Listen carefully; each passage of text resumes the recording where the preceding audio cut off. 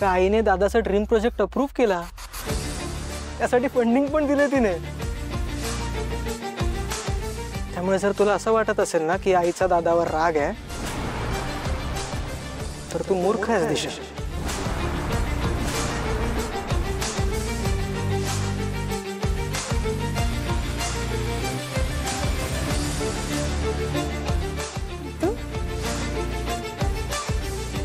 आजीसाठी आज काय काय स्पेशल बनवणार आहेस का काहीतरी?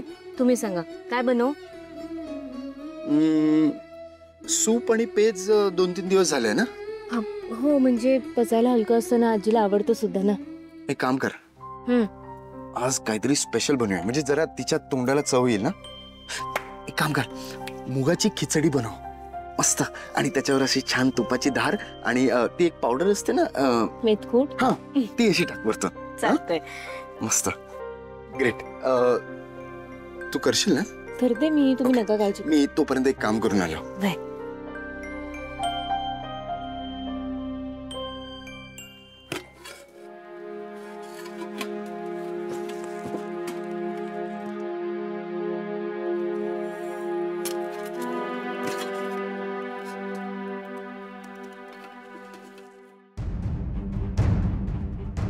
समजे डबे रिकामे आहेत, आता काय करू मी?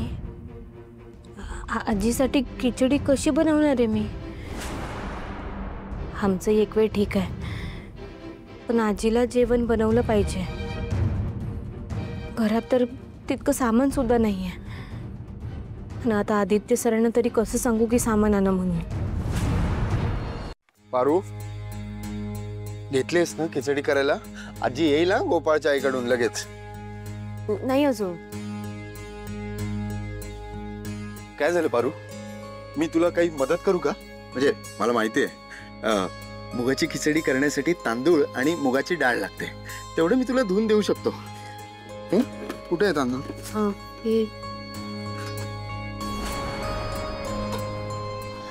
आता तुम्ही सांगा मला, कसं मी खिचडी बनवू?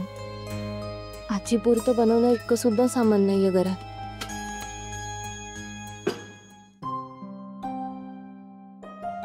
माझ्याकडचे पैसे संपलेत, पण आजीसाठी जेवण तर बनवावं लागेल ना यार। मी बी तोच विचार करते। पारू,